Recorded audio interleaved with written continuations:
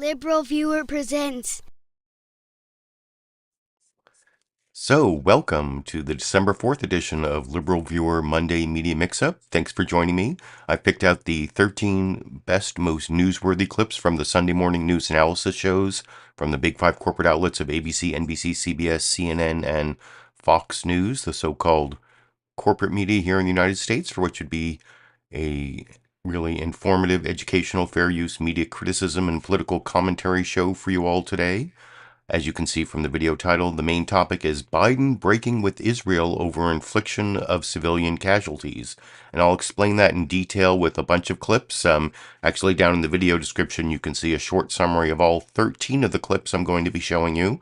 And actually, for the second week in a row, if you stay tuned all the way to the end, there'll be a bonus clip not listed, bonus kitty clips from my weekend trip to a local animal shelter and an update on the new pet situation that is progressing, and I'll tell you about that at the end of the program. And of course, I want to start with my political comedy, and for my political comedy from last Saturday's Saturday Night Live, I think this may be the only mention of Israel, my main topic, in the entire program, as far as I recall. And it's a brief joke from Michael Che about Elon Musk visiting Israel over in this clip. Elon Musk met with Benjamin Netanyahu this week and agreed that Israel must destroy Hamas. And I think Musk could destroy Hamas almost instantly by becoming their CEO. I kind of like that joke. I thought that was a pretty good joke.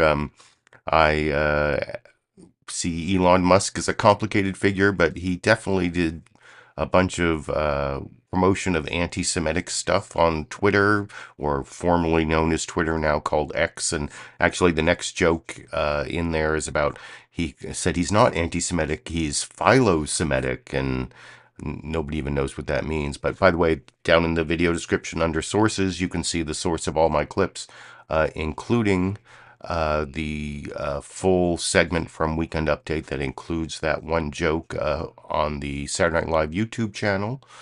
And I don't know what you all think about Elon Musk and his support for anti-Semitic tweets or X's or whatever they're called, and then his visit to Israel. You can let me know what you think about it in the comments section.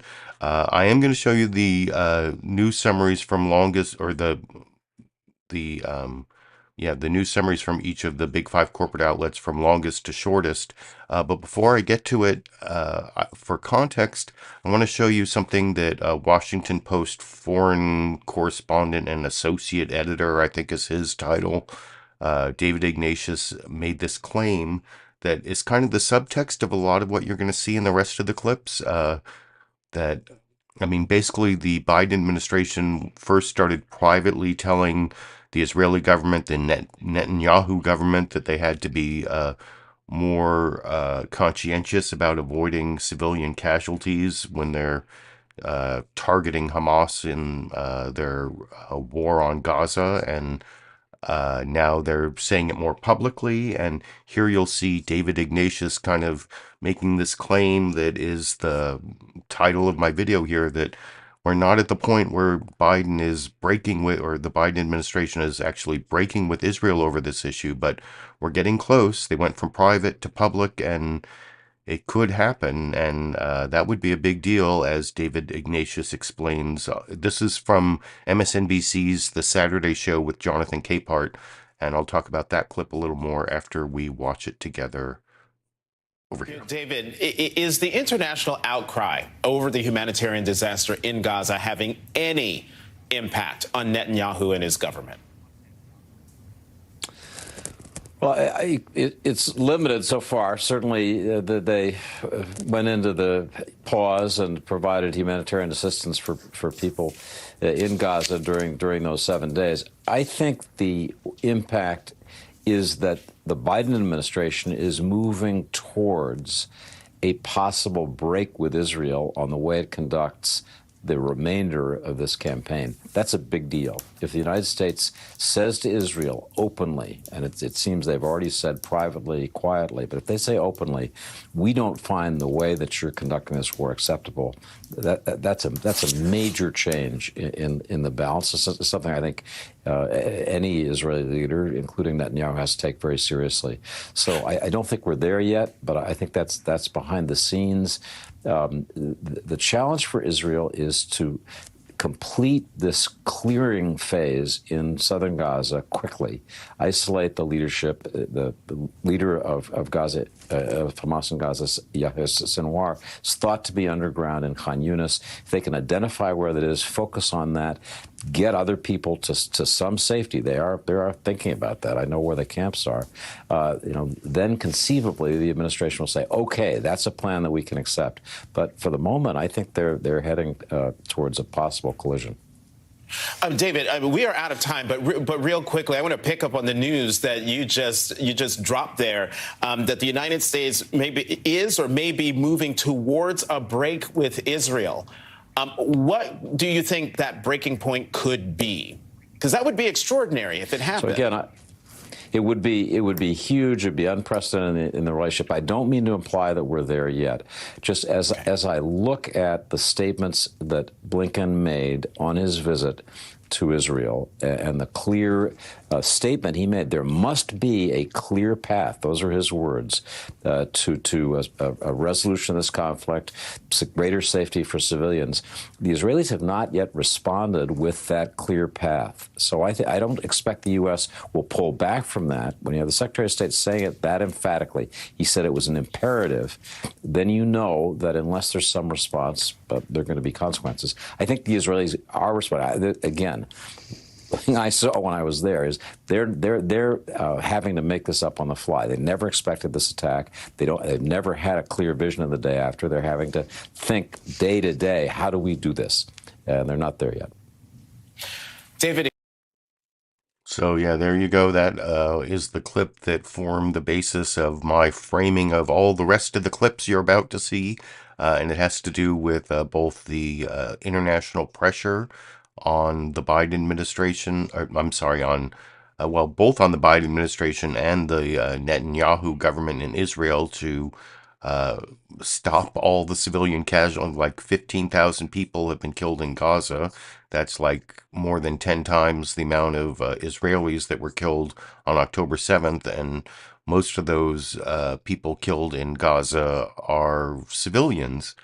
And that's a problem from, the law of war perspective, and also from just a public relations perspective and international relations. And that was sort of the basis of Jonathan Capehart's original question about the international pressure on Israel. But David Ignatius, I don't know if he has sources or that's just conjecture that this opposition from the Biden administration is building to the Israeli strategy, because they were attacking the north and told people to move to the south. And now they're like attacking the south and telling people to move to like these specific areas it's just a mess. And you're going to see that in all of these news summaries, except of course, the Fox News Sunday news summary, which is like the most biased pro-Israel news summary. But the rest actually kind of balance the issue, I think. They're getting more and more balanced.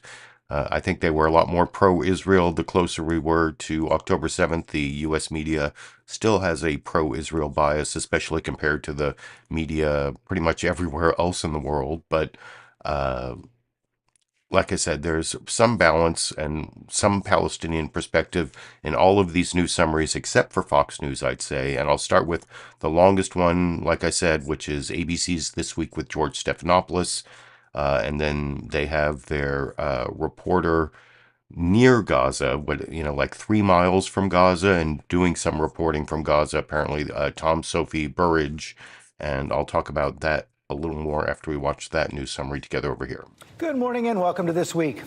As we come on the air, Israel has intensified its airstrikes on Gaza. The ceasefire and hostage negotiations have collapsed. Top U.S. officials, including Vice President Kamala Harris and Defense Secretary Lloyd Austin, are warning Israel that more civilian casualties will lead to a humanitarian and strategic calamity. Almost 2 months into the war, there is no end in sight. We'll speak with top U.S. and Israeli officials this morning. Foreign correspondent Soufi Burridge is on the scene in Israel. Good morning, Tom. Good morning, George. Yeah, we're about 3 miles from the Gaza Strip. We've been hearing Israeli artillery firing out into Gaza. You can see some smoke from explosions on the horizon there. And about a couple of hours ago, we saw and heard several rockets being fired out from Gaza here into southern Israel, with the death toll inside the Gaza Strip this weekend quickly rising. This week, that brief peace over Gaza evaporating, with Israel saying it struck more than 400 terror targets in just 48 hours. Overnight, Hamas firing rockets at central Israel, with Israeli officials confirming the negotiations with Hamas have completely halted. This morning, battles raging with Israeli troops on the ground in northern Gaza. The IDF releasing this video claiming it struck Hamas command centers, ammo dumps and tunnel shafts. Missiles smashing into this residential building in video circulating online. Israel insisting it's warning people to leave before it attacks. Children rushed into Gaza's already struggling hospitals. This mother crying as medics try and save her young daughter, and a girl in tears looking for her brothers. The Hamas-run health ministry saying more than 200 people killed and hundreds more injured since that week-long truce fell apart. UNICEF's James Elder inside Gaza saying so many children are being killed. It is a war on children, and that is so clear in everything we see here. The total death toll in Gaza, more than 15,000 and rising. This man emerging from the rubble screaming, "You've killed our children. Where are the children?" US officials expressing concern, pressuring Israel to do more to limit the casualties. Frankly, the scale of civilian suffering and the images and videos coming from Gaza are devastating. And this week, a breathtaking report suggesting a year ago, Israeli officials knew exactly what type of tactics Hamas was planning. The New York Times obtaining a 40-page document detailing how Hamas intended to use a barrage of rockets, drones and paragliders to burst into Israel. The exact type of tactics it used on October the 7th to kill 1,200 people and capture many more. 110 of those hostages freed in return for 240 Palestinians released from Israeli jails. Emotional scenes in Tel Aviv, people rallying for the remaining 137 hostages, including 8 Americans still held. Well, the fate of the remaining hostages is now more uncertain, but you can feel the determination, the energy here to bring them home.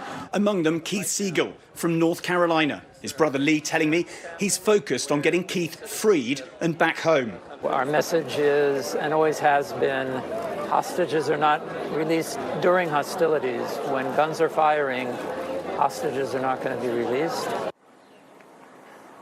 Well, the situation for those remaining hostages looks really uncertain.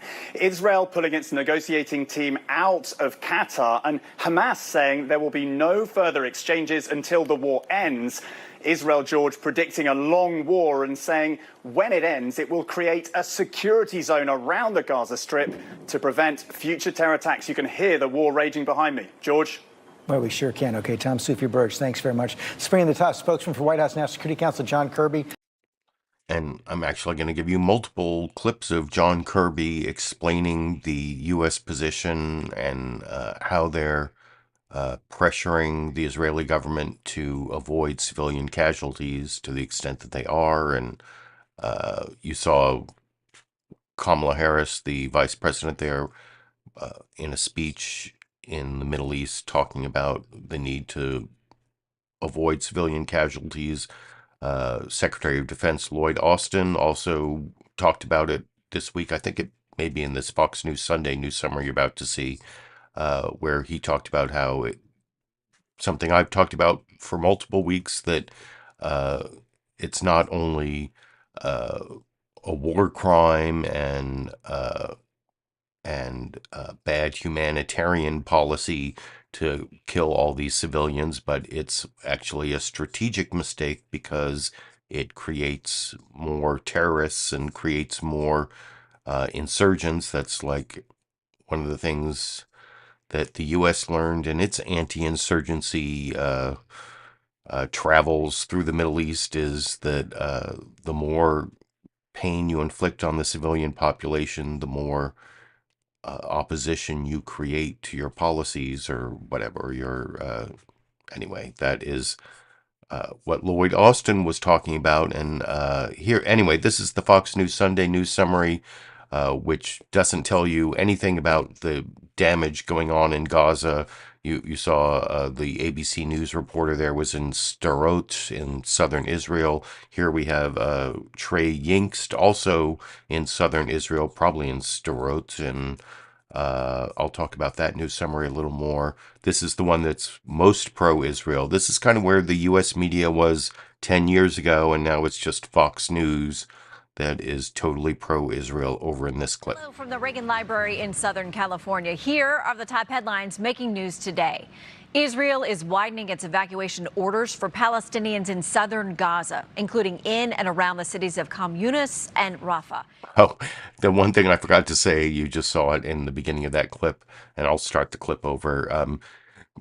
Fox News Sunday, they talk about how, like, now Israel's saying to evacuate southern Gaza, and remember weeks ago they were telling them to get out of northern Gaza, but, you know, there's northern Gaza, there's southern Gaza, they're like running out of Gaza, but Fox News never mentions that.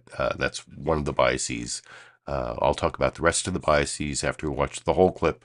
Sorry for interrupting over here. From the Reagan Library in Southern California, here are the top headlines making news today. Israel is widening its evacuation orders for Palestinians in southern Gaza, including in and around the cities of Khan Yunis and Rafah, which both reported heavy bombardment overnight. Israeli Prime Minister Benjamin Netanyahu calling for total victory against Hamas and pushing back against White House calls to allow the Palestinian Authority to ultimately govern Gaza, claiming the group also calls for Israel's destruction. Meanwhile, in Paris, French authorities are looking into whether terrorism was to blame for a knife and hammer attack on tourists near the Eiffel Tower, leaving a German man dead and 2 others injured. A 26-year-old French national has been arrested. Let's turn now to Trey Yingst in southern Israel with the very latest on the war in Gaza. Hello, Trey. Shannon, good morning. After a week-long ceasefire saw more than 100 hostages freed from Gaza, fighting has resumed for a third day. Israeli officials say the ground and air campaign in the second phase of this war against the Strip could last for months. New airstrikes overnight targeted tunnel shafts and weapons storage facilities. The Israelis also going after Hamas leadership, yesterday killing Wassam Farhat, the commander of Hamas's Sajaiya battalion. Farhat was responsible for the deaths of 7 soldiers during the 2014 war and participated in planning the October 7th massacre. New leaflet drops are being conducted across Gaza, urging civilians to evacuate areas around Gaza City and locations near the southern city of Khan Yunis. With these drops comes new questions about where people will evacuate to. As for incoming fire, more than 250 rockets were launched toward Israel since Friday morning. We heard explosions near Israel's second largest city of Tel Aviv yesterday, and today a direct impact at a synagogue in the south. Take a look. You can see here the direct impact at a synagogue in the southern town of Sderot.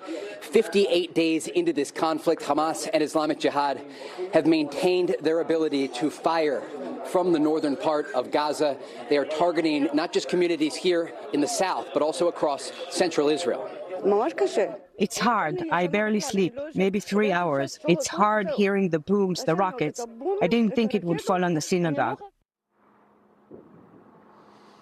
Talks to re-implement a ceasefire over the weekend in Doha collapsed, though today regional sources telling Fox News negotiations could still continue.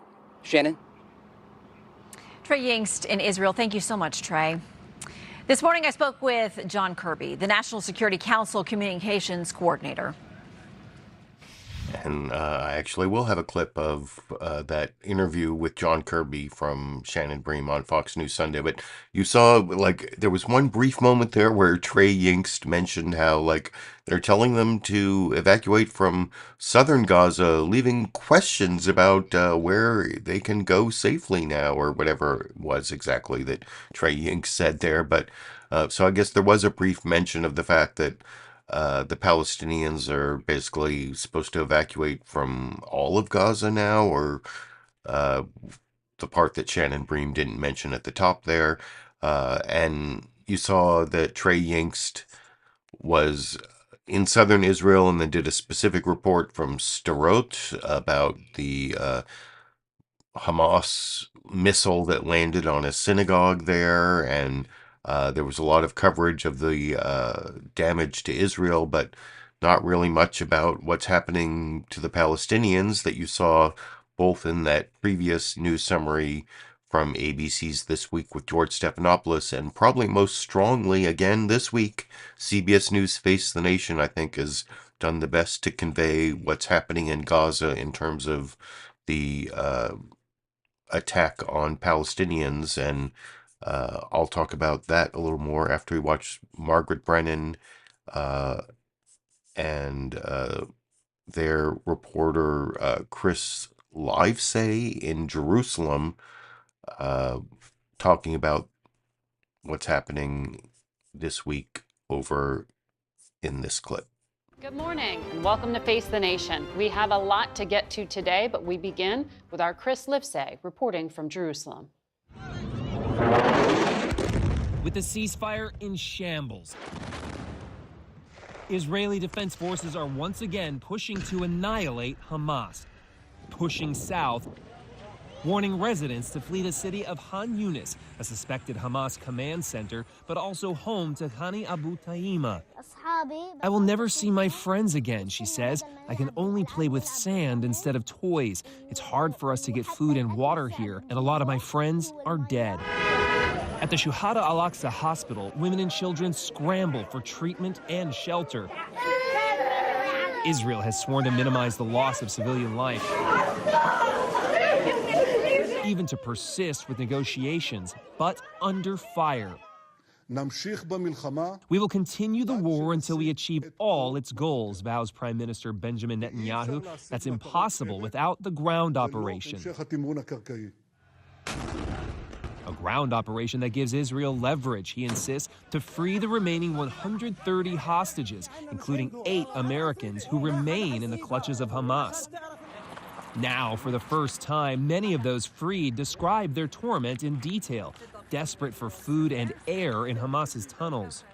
Our girls have seen things that kids should not see. A horror film, recalls Daniel Aloni. We just slept and cried. Every day that passed was an eternity. A horror film that terrified their families at home as well, says Hadass Calderon. The first sentence they said to me when we met was, "Mommy, you're alive. Mommy, we didn't know you were alive."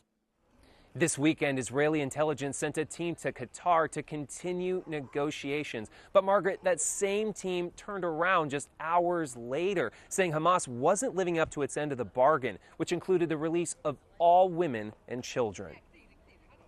That's Chris Livesay in Jerusalem. And we're joined now by the chair of the House Intelligence Committee, Congressman Mike Turner. And I'll also have a clip of Mike Turner. If you look down at the clip list in the video description, that's clip number 12, where actually Margaret Brennan talks about the standards that the U.S. uses when its counterterrorism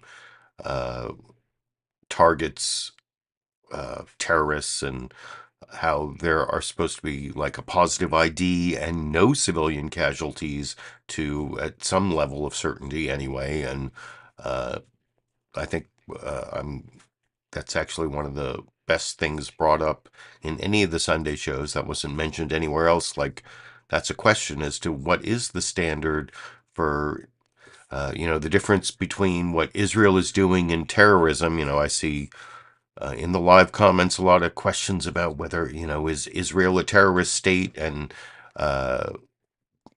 over and over again. And so I just wanted to address that briefly, that there's a difference between what Hamas did on October 7th, actually targeting civilians, and what Israel is doing, where they're supposedly targeting the Hamas leadership, but there are a lot of civilians that are getting killed. As they say, they're human shields, and that Hamas is embedding itself in the civilian population to create these civilian casualties. But I don't know. But the point is, exactly what is the standard? Like, how many civilians are you allowed to kill in order to target the leader of your opposition group that you're at war with. Like, I mean, well, I'll talk about this a little more when I get to the Lindsey Graham clip where he tries to like use World War II as a justification for what Israel is doing. But anyway, the point is when you get to the Margaret Brennan clip with Representative Mike Turner,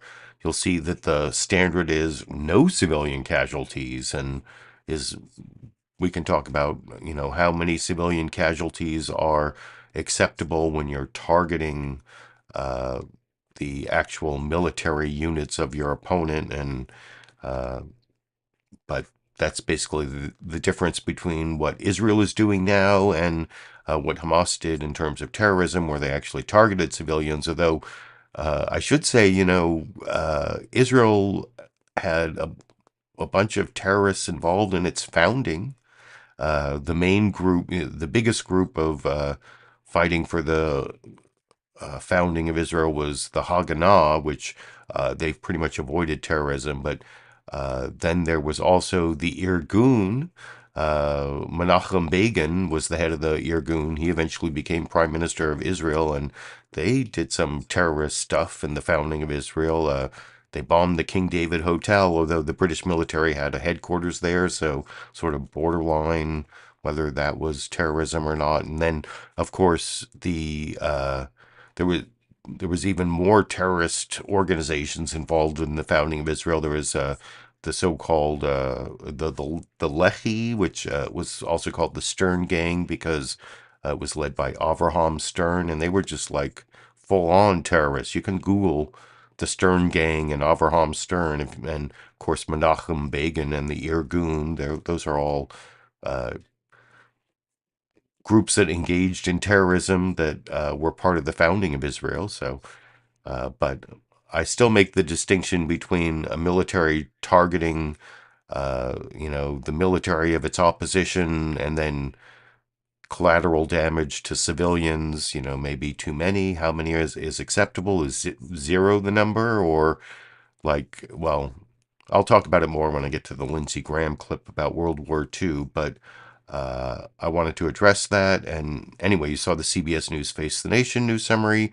That was the last of the news summaries where they actually have reporters. The last two are just summaries from the hosts, although Kristen Welker on Meet the Press does show some clips from the conflict, and I think I've talked for way too long between clips, so I'll talk about the news a little more after we watch the penultimate news summary from NBC together over here. Sunday morning, top U.S. officials are toughening their tone, urging Israel to do more to spare civilians after the collapse of a fragile truce between Israel and Hamas. Israel is pounding targets in crowded southern Gaza and has ordered more neighborhoods designated for attack to evacuate, driving up the death toll. Now warnings from the U.S. previously delivered behind closed doors are breaking out into the open. Secretary Blinken saying the massive loss of civilian life and displacement of the scale we saw in northern Gaza must not be repeated in the South. And both the vice president traveling in the region and Defense Secretary Lloyd Austin on Saturday calling for restraint. As Israel defends itself, it matters how. The United States is unequivocal. International humanitarian law must be respected. Too many innocent Palestinians have been killed. Frankly, the scale of civilian suffering and the images and videos coming from Gaza are devastating. I personally pushed Israeli leaders to avoid civilian casualties and to shun irresponsible rhetoric and to prevent violence by settlers in the West Bank. Secretary Austin warning Israel risks strategic defeat if it does not protect civilian lives. But in Israel, pressure on the government to bring home the nearly 140 hostages who remain in captivity in Gaza, with thousands protesting in Tel Aviv on Saturday. In an address, Israeli Prime Minister Netanyahu promised to do everything possible to bring the remaining hostages home, vowing total victory against Hamas. At the end of the day, this is our war, and we're the ones who need to decide. Ultimately, we're the ones who actually decide. And joining me now is John Kirby, National Security Council Coordinator for Strategic Communications. And I will have a clip of that John Kirby interview. I actually have the NBC one and the Fox News one to compare the way they talk about this civilian casualty issue. And the Meet the Press news summary there from Kristen Welker did include clips from both the Secretary of Defense Lloyd Austin and the Vice President Kamala Harris that support the topic of my video this week, that the Biden administration is moving towards breaking with the Netanyahu government over too many civilian casualties in Israel's war on Gaza and Hamas. And I thought that was a fairly good news summary without a reporter. And then the shortest of the news summaries is CNN State of the Union. Dana Bash tries to give some discussion of what's going on in the Israel versus Hamas war, but also talks about Donald Trump saying that it's actually Joe Biden who's destroying democracy. And of course, we're 6 weeks from the Iowa caucuses, which I guess is news if you don't own a calendar, maybe. Or anyway, I'll talk about that a little more after we watch that 1 minute shortest news summary together over here. Hello, I'm Dana Bash in Washington, where the State of our Union is 6 weeks from the Iowa caucuses. But this election cycle already feels a long time coming. In Iowa this weekend, former President Donald Trump is trying to turn to the general election with a brazen yet not surprising new claim that actually President Biden is the threat to American democracy, not him, even as Trump faces charges that he tried to overturn the 2020 election. President Biden's general election campaign was complicated again this week by the resumption of the Israel-Hamas war. Overseas yesterday, Vice President Kamala Harris offered words of caution for Israel as it picked up its bombing campaign in an already devastated Gaza, where Israel is warning Palestinians who have already evacuated to the south to move again, after the U.S. says Hamas reneged on its deal with Israel to release the women they are still holding hostage. Here with me now is Republican Senator Lindsey Graham. And I'm actually about to show you a clip from the Lindsey Graham interview with Dana Bash. I'm going to show you two clips of Dana Bash interviewing both a Republican and a Democrat. It's Pramila Jayapal at the end in this. That's the final newsmaker clip I'm going to show you at the end where and I've seen it like over and over again every hour on Fox News where they're claiming she couldn't condemn Hamas raping Israeli women full stop without equivocation, which I don't know. I'll show you the whole clip and you can decide for yourself at the end there before I get to my bonus kitty in the animal shelter clips. But I think the CNN State of the Union news summary was okay there in terms of the balance between Israel and Palestinians. But the next clip I'm going to show you is really the total opposite view. And I think you can see Dana Bash try to do a little cross-examination of Senator Lindsey Graham in this next clip, but he's talking about, he's like equating what Israel is doing in Gaza to World War II and how we had to like firebomb cities like Dresden and Tokyo, and we didn't care how many German civilians were going to die in our bombing. And actually, this is something I talked about many years ago, and I mean, I've said that, if you define terrorism as targeting civilians to achieve a military or political goal, it doesn't matter if it's a state doing it. If you're targeting civilians like the U.S. did in Hiroshima with the atomic bombs, that was not a military target. Or the firebombing of Dresden or Tokyo, that wasn't nuclear bombing, but we were basically trying to firebomb civilians so to pressure our enemy to surrender, to inflict civilian casualties that would break their will, which actually is not a really good tactic. It usually doesn't work. Or you could say the bombing of London by Germany during World War II, also terrorism, also didn't really work very well. civilian populations tend to hunker down and like support their leader in those types of situations. That's one of the things that it doesn't even work, but it's also terrorism. And anyway, you'll see Lindsey Graham here try to say that it was a good thing what we did in World War II, and it should be a model for what Israel's doing now, and it's just not true. And I'll talk about that a little more after we watch Lindsey Graham get cross-examined, kind of, by Dana Bash from CNN's State of the Union together over here. President Harris has said, you know, Israel's right to defend themselves. How you do it matters. The Secretary of Defense said it'd be a strategic failure for Israel to have killed too many Palestinians. I don't want any innocent Palestinian to die, but how do you do this?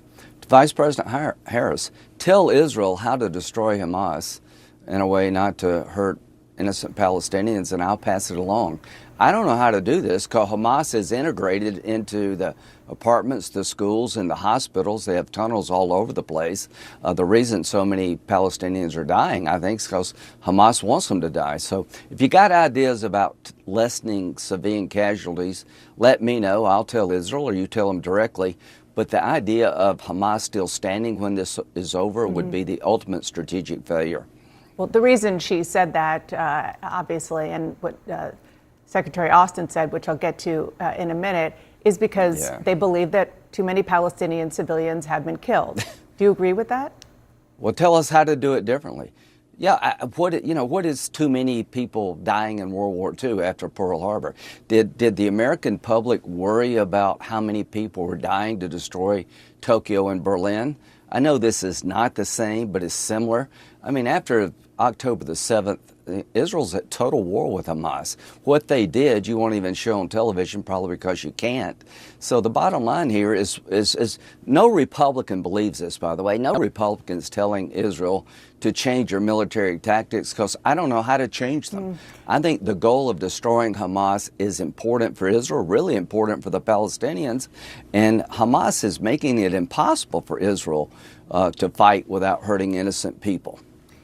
There's the humanitarian aspect, which we were just talking about. Then there's the strategic question, which you have experience with in other parts of the world when the U.S. has been in conflicts. And so I want to go back to what you alluded to, which is what the Defense Secretary Lloyd Austin said yesterday. He said, if you drive civilians into the arms of the enemy, you replace a tactical victory with a strategic defeat, which he's saying that civilian casualties could create even more enemies. Does he have a point? No, he's so naive. I mean, I've just lost all confidence in this guy. How about focusing on protecting our soldiers, men and women in Syria and Iraq? Strategic defeat would be inflaming the Palestinians. They're already inflamed. They're taught from the time they're born to hate the Jews and to kill them. They're taught math by if you had 10 Jews, you kill 6. How many would you have left? It's like this is a tranquil population only inflamed after Israel goes in to defend itself is really naive. This is a radicalized population. I don't want to kill innocent people, but Israel is fighting not just Hamas, but the infrastructure around Hamas. Look what happened to the Israeli hostages when they were presented to the Palestinian population. It's beyond naive. Strategic failure is letting Hamas stand. But here's the question for the world. When Hamas is defeated, what happens next? That's when I want the Arab world, the United States, and the Western world to come in with a governing plan different than we have today for the Palestinian people. I want to come in for a better life for the Palestinian people after you destroy Hamas. Well, a couple of things there. One is you said you've lost confidence now in Secretary Austin. You've been a supporter. Yeah, well, I like Secretary Austin personally, but this war has shown to me he doesn't understand. If we were attacked like this, which we were in 9/11, if somebody had called for us within 2 months to have a ceasefire against al-Qaeda, we'd have laughed them out of town. We'd have run them out of town. You know, Secretary Austin is telling Israel things that are impossible to achieve. Secretary Austin, the reason Palestinians are dying, Gaza is so condensed. Hamas has tunnels under apartments, under schools, under hospitals. If you've got a better idea of how to destroy Hamas, pass it on. Quit criticizing Israel in public. I want to move on, but just to quickly follow up, you well know that General Stanley McChrystal in another war has called, I think what Secretary Austin was referring to, insurgent math. Each innocent person that is killed ultimately creates new insurgents. Do you agree with that? I get the theory, but here's what I would tell General McChrystal and Austin. The population has been radicalized for decades. You don't get that? Do you know what they teach in the schools? The idea that somehow Israel is radicalizing the people in Gaza is ridiculous. They've been radicalized by Hamas for years. Okay, Senator, I want to talk about what you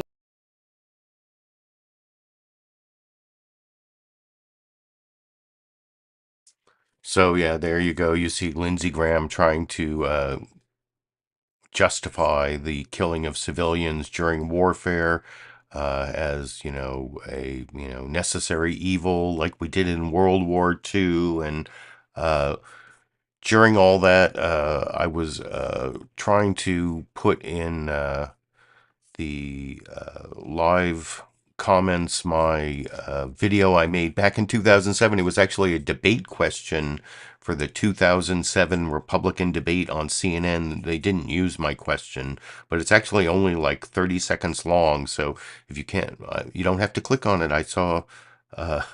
I saw Blue Goop say, I can't watch two things at once when I put that in there. Well, it's only 30 seconds long, so I'll just play it for you. This is my 2007 video where I used the accepted definition of terrorism I could find at the time to ask a question of Republican candidates that was never used over here. LiberalViewer presents. So if terrorism is a tactic of using violence against non-combatants to achieve political objectives, that means some American acts like the World War II bombings of Dresden and Hiroshima qualify as terrorism, while an attack on a military target like the Pentagon would not. Which leads me to ask, do you accept this definition of terrorism that includes some past American actions but not an attack on the Pentagon? And if not, what alternative definition of terrorism would you offer? And how do you fight a war against a tactic? I YouTube, you decide. So that was a video I made like 16 years ago. It was in November 25th, so it was almost exactly 16 years ago I made that video for a Republican candidate debate where you were supposed to submit them YouTube videos. It was a YouTube debate, and they didn't choose my question, but that was the best definition of terrorism I could come up with, and it includes, like I said, actions during World War II and by the U.S. It's basically targeting non-combatants to achieve a political or maybe a military objective. But I mean, that's the point. It's the targeting of non-combatants. Doesn't matter if it's a state actor or non-state actor. And then if you kill civilians, but you're not actually targeting them, they're like collateral damage. It's not like that's a good thing. It just doesn't fit the definition of terrorism. And the more civilians you kill, well, you'll see when I get to this question that Margaret Brennan asked Mike Turner, that there's some standard where, at least when the U.S. is targeting their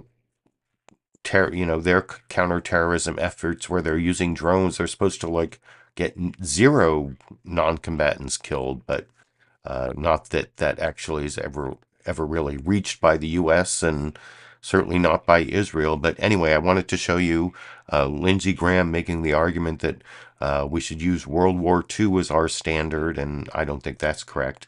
And then as sort of a corollary to what you just saw from Lindsey Graham, here is Shannon Bream on Fox News Sunday sort of questioning the NSA communications guy, John Kirby, from the point of view of Lindsey Graham. Like, isn't the U.S. like doing too much to put handcuffs on Israel and stopping them from doing what they have to do? Like, by the end of this clip, you'll see Shannon Bream saying, well, what about what the Wall Street Journal editorial board said, which is basically the same ownership as the ownership of Fox News. So it's like, what about what our owner, Rupert Murdoch, or is it Lachlan Murdoch now? I think it's still Rupert Murdoch, but I guess I can talk about that a little more, or the Fox News version of questioning my topic, the Biden break with Israel possibly over the infliction of civilian casualties, as if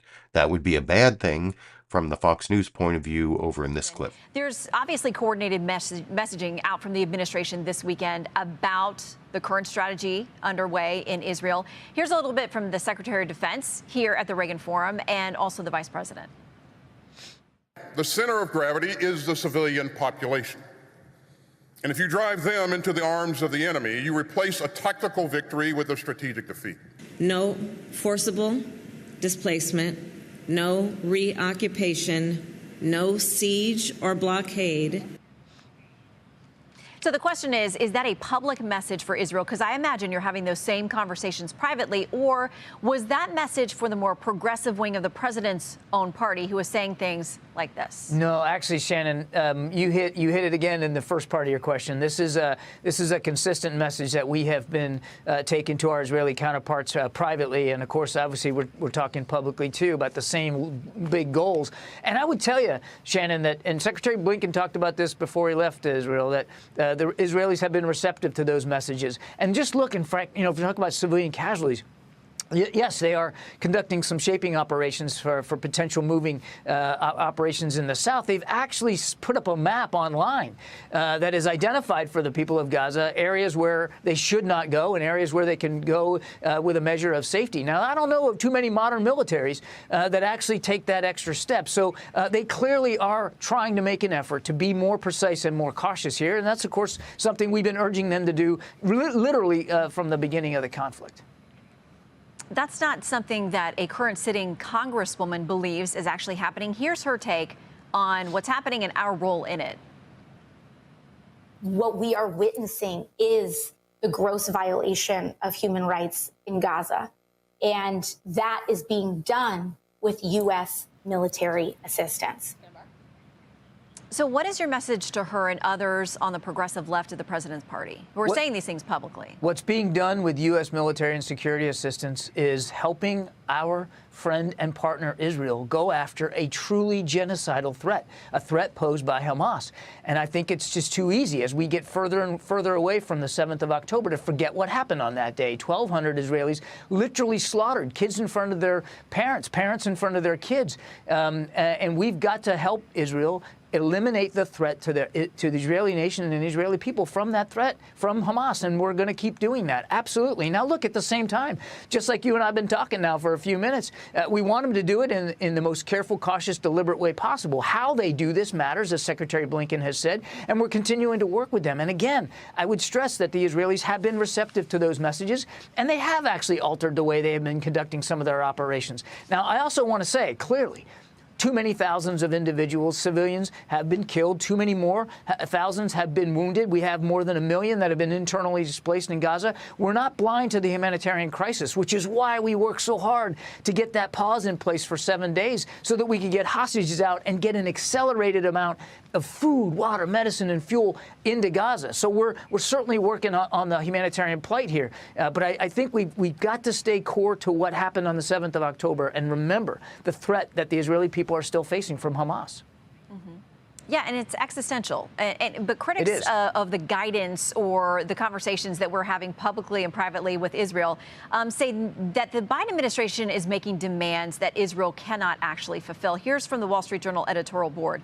If Israel must do more to protect civilians, but can't evacuate them and can't hit Hamas when it hides in key civilian infrastructure and safe zones, how is it to fight at all? Israel deserves U.S. support as it topples Hamas, not a repeat of Mr. Biden's Ukraine treatment, they say was rules, restrictions, and hesitations that push a decisive victory further away. How much of this council that you're having privately with Israel requires them to pass any decisions by us before they take them? None. I mean, that argument just doesn't comport with the facts that we're laying down restrictions or sort of red lines for Israel. Israel's a sovereign nation, attacked in a brutal way on the 7th of October. They have every right and responsibility to go after the terrorist group that perpetrated those attacks and planned them. And, oh, by the way, has made it clear they're going to do it again and do more. They have every right and responsibility to go after them. them. We would do the same thing. Any nation would. What we have done is talk to them, share our perspectives and our lessons learned about urban warfare, as Secretary Austin said, about not turning a tactical victory into a strategic defeat. Of course, we're going to share that. That's what friends do. But they're making these decisions. They're deciding the targets that they're going to hit. We obviously will continue to talk to them about being as careful and cautious as possible. We don't want to see any more innocent civilians killed, and I don't think the Wall Street Journal wants that either. But we are not going to stop giving them the security assistance that they need to go after this, as you quite accurately put it, an existential threat to the Israeli people. Quickly, I want to make sure that we ask, how many Americans do?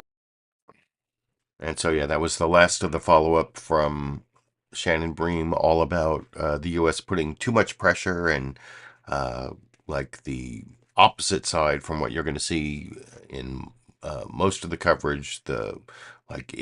Is the U.S. going too far in pressuring Israel? As you saw how Shannon Bream talked about the Wall Street Journal editorial board and what they say, without saying, they being her boss, the owners of Fox News and the Wall Street Journal, what they have to say. And I pretty much pre-criticized that clip anyway as sort of the alternate universe, most pro-Israel, worried most about anyone putting any restraints on how Israel conducts this military operation, and to even more greatly emphasize that point, I've juxtaposed it with Kristen Welker over on NBC News' Meet the Press, questioning John Kirby on basically the same issue, but really pointing out the problems with Israel's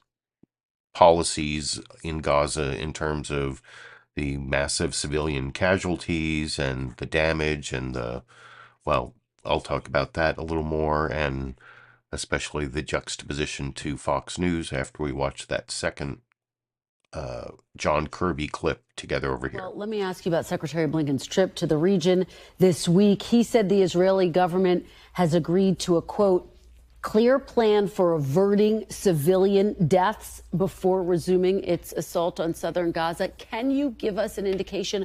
What is that plan, John, and what specific assurances has Israel given to the U.S.? I want to be careful that I don't speak to Israeli military operations and get ahead of what they're doing. That would be inappropriate for me to do. What I can tell you is that in our conversations with them, they have said that they agree with our idea here, that the approach they take matters, that the reduction of civilian casualties and, quite frankly, minimizing damage to civilian infrastructure is important to them, that they understand that. They're receptive to that message. And again, without getting ahead of their tactics, I can tell you that we saw them go in with less force when they went into the north. We're seeing them now conduct what we would call shaping operations in other places and making preparations. But they have actually given civilians in Gaza a list, a map. It's online, where a list of areas where they can go to be more safe. There's not too many modern militaries in advance of conducting operations that would actually do that. So they are making an effort to at least inform the civilian population about where to go and where to avoid. I'm going to ask you about that map momentarily, but what is the United States prepared to do if it feels as though Israel is not following a specific plan to mitigate civilian casualties? What's the fallout? That's a hypothetical, and I don't want to get ahead again of where we are right now. Secretary Blinken was very clear. We've been clear actually from the beginning of this conflict. But will there be consequences, John, if the United States feels as though Israel is not following a specific plan to protect civilians? Again, I don't want to speculate one way or the other, Kristen. I want to make two things clear. One is we're going to continue to support Israel as they go after Hamas. The security assistance continues to flow. That's not going to change. We're also going to do everything we can to make sure that they are properly accounting for the civilian population and minimizing the damage and the casualties as much as possible. The other thing that we're not going to take our foot off the gas on is seeing if we can get another pause in place so we can get more hostages out and, just as critically, more aid in. Let's talk about this map that you have referenced, the fact that Israel has said these specific places are safe zones. Obviously, civilians were already told to evacuate from the north. There's a sense that these civilians don't have a place to go. A UNICEF spokesperson tells the Washington Post, quote, there is nowhere to move to. Nowhere is safe in Gaza. What is your response to him and others? Well, we understand the anxiety and the fear there. I mean, not only are there still a lot of civilians in southern Gaza, there are more civilians in southern Gaza because the Israelis accounted for humanitarian corridors to get hundreds of thousands. So we're estimating more than about 1 million. So that's roughly half the population of Gaza before the war is now internally displaced. That's a lot of people. And so we understand the concerns by the UN and by other non-governmental humanitarian organizations in there. That's why, again, we're working with our Israeli counterparts to do everything they can to provide these areas where people can go and feel a sense of safety. And again, they did put some information out in the last 24, 48 hours to articulate those kinds of areas. That's a step in the right direction. All right. Well, as we have discussed, the civilian death toll in Gaza has just been staggering. And despite all of this, only 1/5 of Hamas's fighters have been killed. Is Israel's goal of eradicating Hamas a realistic one? We know from our own experience, Kristen, that while you can't defeat an ideology necessarily, you can certainly make it much more difficult for a group to operate, resource, train, plan, conduct attacks by going after their leadership. Certainly going after their sources of funding, and we've laid additional sanctions on Hamas ourselves, but going after their leadership has a deleterious effect on their ability to operate. And that is what Israel is focusing on. And they have taken out, in fact, in just the last 24 hours, taken out yet another leader of Hamas, a battalion commander, and they're going to go after others. We think that that is certainly a useful tactic to pursue. Let's talk about the hostages. So there you see Kristen Welker doing sort of the opposite cross-examination of John Kirby. I think the more accurate, more journalistic one, where not carrying the water of Shannon Bream's News Corp masters or whatever. I think News Corp is still the corporation that owns Wall Street Journal and Fox News and Rupert Murdoch's. But anyway, that was more cross-examination that gets us more illumination into this possible break between the Biden administration and the Netanyahu government that actually might be good for Biden politically, at least to rally his base. Well, we talked about that a couple weeks ago about how, like, all the young voters are more concerned with the rights of Palestinians, and the older voters are more concerned with the security of Israel, and that's kind of a dilemma for the Biden administration. But anyway, we saw the two John Kirby interviews there, and I wanted to show sort of the same cross-examination on ABC's This Week with George Stephanopoulos, but this is with an Israeli government official, Ron Dermer. Yeah, I remember when he was like Israeli ambassador to the U.S. I think his title now is Israeli Minister of Strategic Affairs, and you'll see George Stephanopoulos first asks him about the elimination of Hamas, how realistic a goal that is, or how close they are, kind of like you saw from Kristen Welker in that previous clip, but also then the need to avoid civilian casualties. And I'll talk about that a little more after we watch that clip together over here. How close are you to that goal of eliminating Hamas as a military threat? Well, we still have some ways to go. We operated largely in the northern part of the Gaza Strip. We're still operating in the northern part of the Gaza Strip. And we've told people in the southern part of the Gaza Strip to start getting out of harm's way. As Mr. Kirby said, we presented a map of where there are safe places for them to go. We hope they'll listen. When we went into the northern part of the Gaza Strip with a ground operation, many people left the areas of conflict. 250, 300,000 people went south, and that was very good. And as we're operating in the north, we again encourage everybody to get out of harm's way. We've provided these humanitarian safe corridors for people to go. And now that they have this map, and we're calling on people to make sure that they're getting out of harm's way. We don't want to harm Palestinian civilians, and we're working very hard to achieve that goal. And here, too, we appreciate the support of the United States, not just in helping us deal with the aid agencies within Gaza, the UN agencies within Gaza to ensure that there would be safe areas, but also for humanitarian assistance because it's not just Israel that has to ensure and enable humanitarian assistance to flow. There's Egypt, there's other international organizations there, and here U.S. support has been critical as well. Despite those calls, the civilian casualties continue to climb. We saw that UNICEF director there in Soufi Burridge's piece, and we heard Defense Secretary Lloyd Austin say that if that continues, this could be not only a humanitarian disaster, but a strategic calamity for Israel. Your response? Well, listen, we're doing everything we can to keep civilians out of harm's way. I want the American people to understand this. This war is not going on thousands of miles away.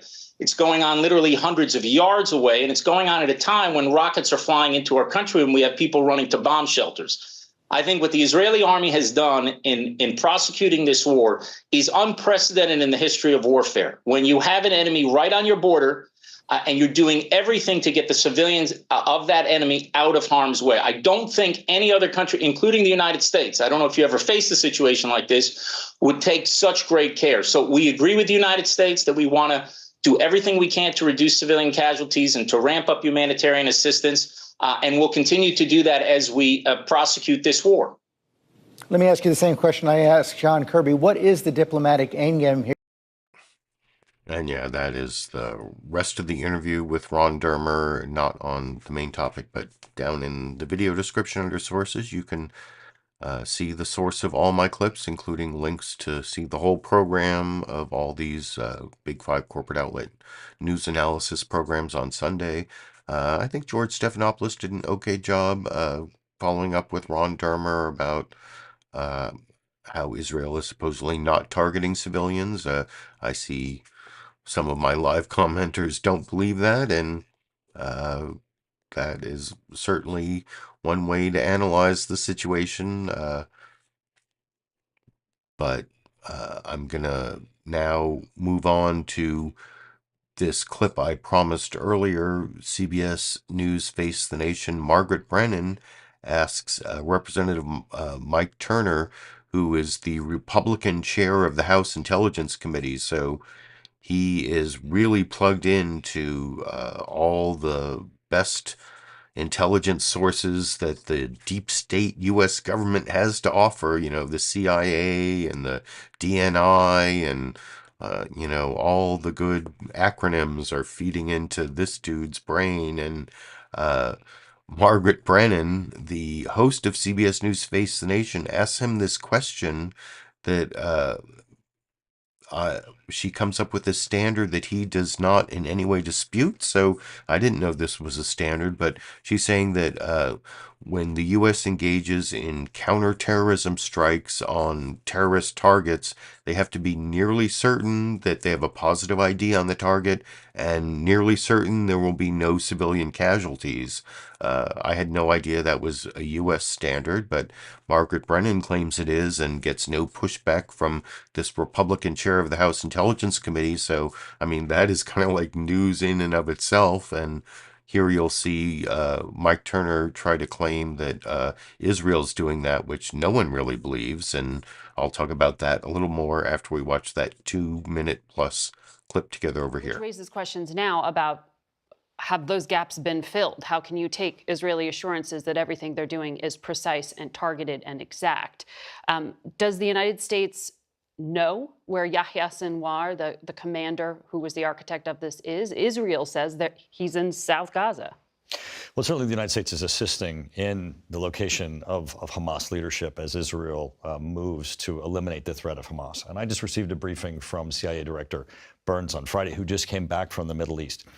He's been working diligently. He's doing a great job on negotiating for the release of hostages and also in trying to make certain that our intelligence apparatus is working closely with Israel to try to fill some of those gaps that they clearly have. Mm-hmm. You know, when it comes to what the United States is doing for our own standards, for our own government, we have to have a nearly certain standard when it comes to counterterrorism, lethal operations, positive ID of the target, no civilian casualties. Should we hold our allies who we provide with weapons and intelligence to that exact same standard?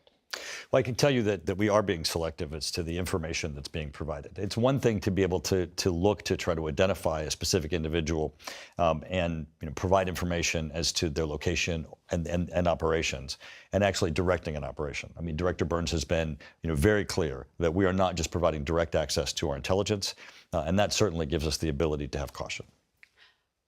Is Israel, though, operating on that intelligence to the level, to the standard that they should, that the United States holds itself to? Because we just heard from the Defense Secretary and the Vice President that it certainly sounds the U.S. assessment is they're not. With respect to use of U.S. intelligence, I can tell you that that's certainly how the United States is operating and holding them to that standard. Now, broadly, as you reported, the United States is very concerned to the extent that Israel is not doing enough to protect civilians. And certainly the issue goes even broader to the issue of humanitarian aid being provided to the Palestinians, who are equally prisoners of Hamas. Mm-hmm.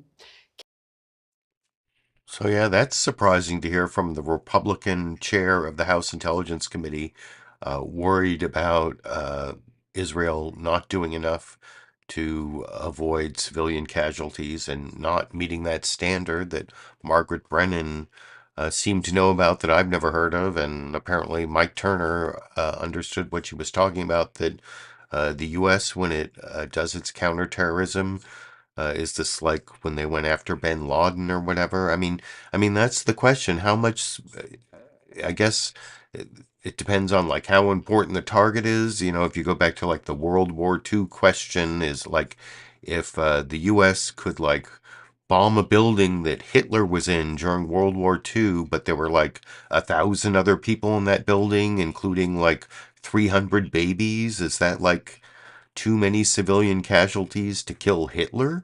I mean, that's kind of like the starkest type of hypothetical question on, how many civilian casualties to actually kill Hitler during World War II. That's not terrorism, right? If you're targeting Hitler and you happen to kill like 1,000 people, including 300 babies,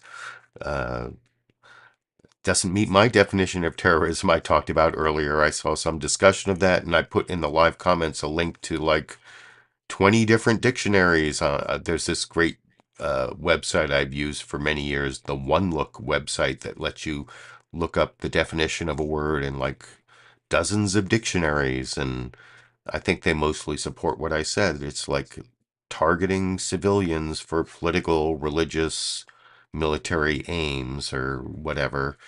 And I think that it's different from a military target where you kill civilians as collateral damage. My killing Hitler and 1,000 people and 300 babies, is that too many?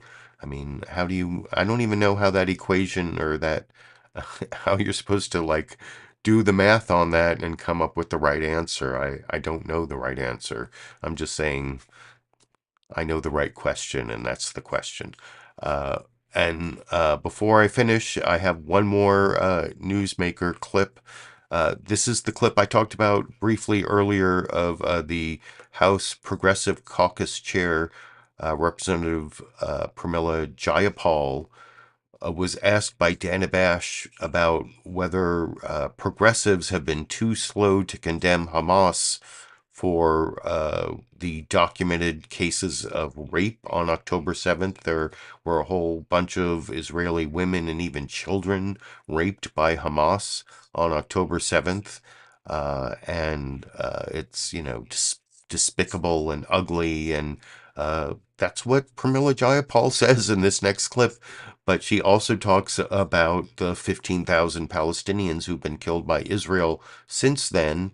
And apparently that is verboten on Fox News, because they played this clip with like most of the context, but not all of the context, over and over again, like every hour, all day today. And apparently there were some people who attacked her, even Nancy Pelosi's daughter, Alexandra Pelosi, tweeted something about this, saying that Pramila Jayapal wasn't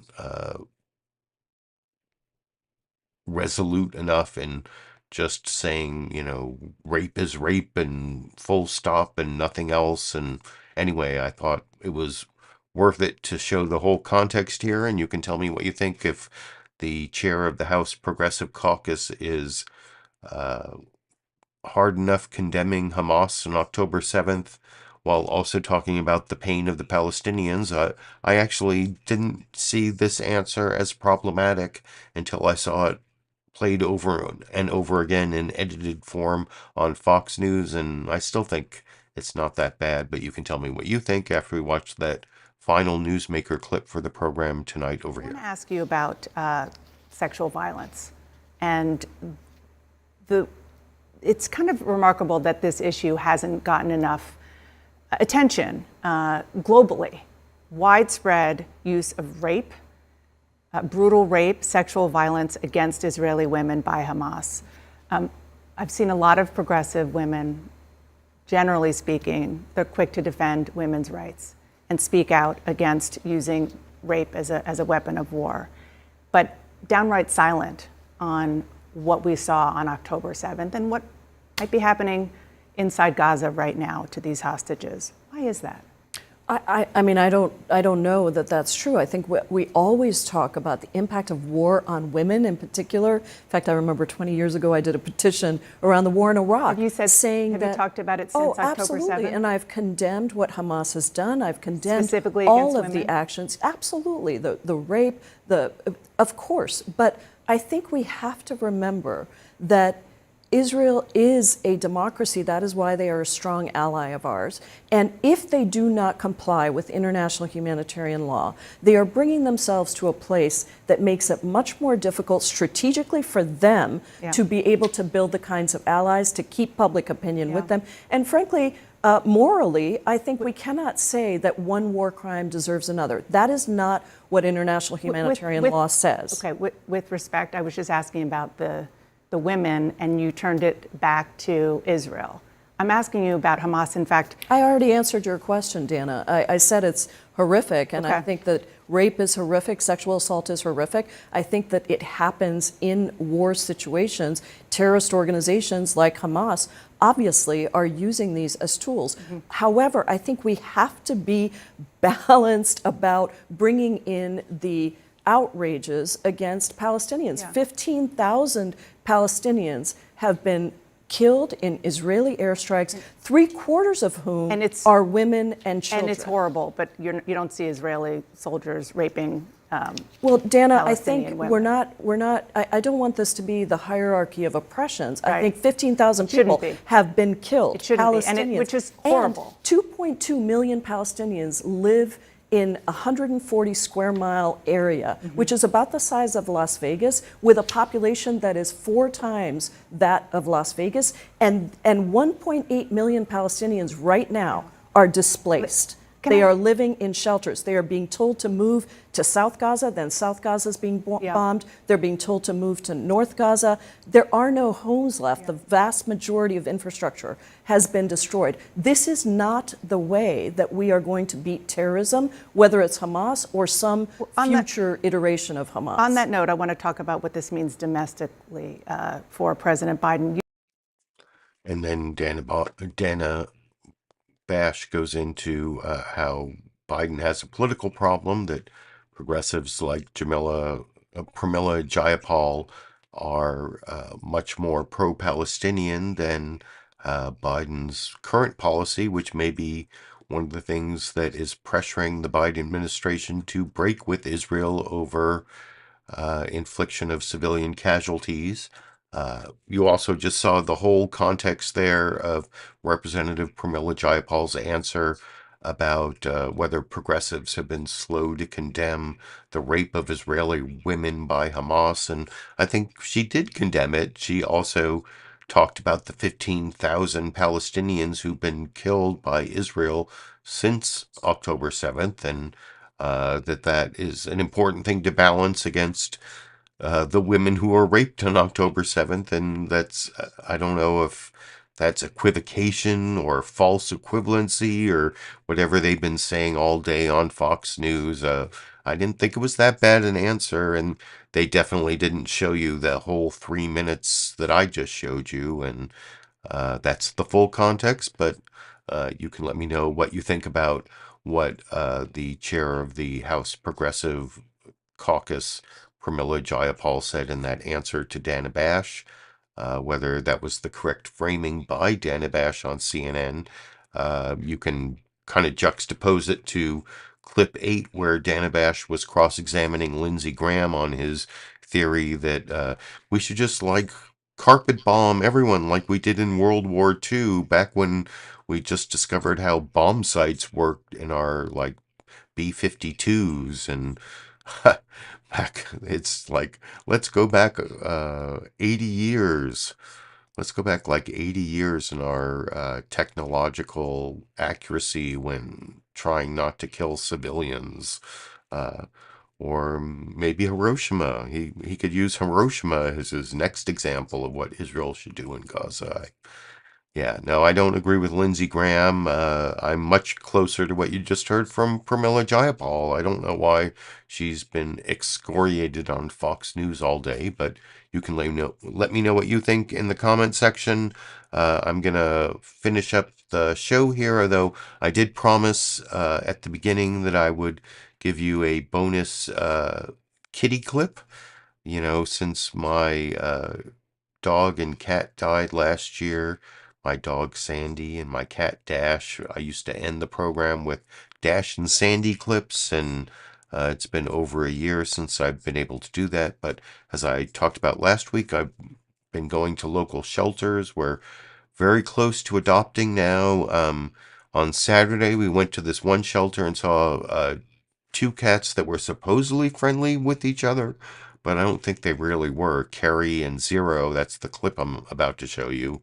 And based on their interactions, I actually didn't think they were that well pair bonded. I don't think Zero, who you'll see at the top of this cat tree, really liked Carrie. And then we saw these 2 kittens on Sunday, and we were very close to adopting them. But we wanted to wait till we got all of the litter boxes and stuff, and so we were going to go back tomorrow and adopt them. But one of the 2 10-week-old kittens we looked at was adopted, and so now I don't know. But we have all the litter and the litter box. Everything's all ready. I think there's a 90% chance by next Monday I will actually have 2 kittens to have my at-home kitten clips for you. But until then, this is the cat at the bottom here is Carrie, and supposedly pair bonded with Zero at the top, but I don't think Zero really liked Carrie. You can tell me what you think after watching that kitty clip from the shelter I went to on Saturday over here.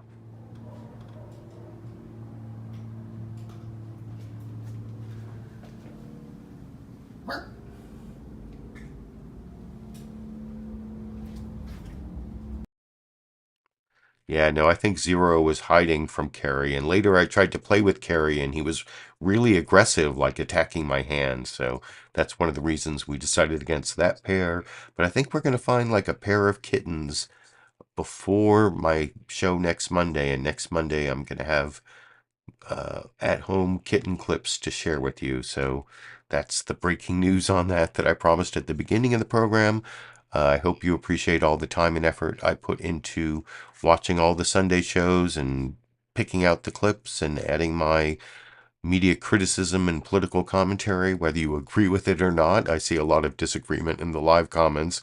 You can let me know what you think about whether the Biden administration is about to break with the Netanyahu government over too much killing of civilians in their attempt to eliminate Hamas, which is what they claim. And anyway, I don't want to go back into all of that, but I appreciate all of you who showed up for the live show. I appreciate all my recorded show viewers.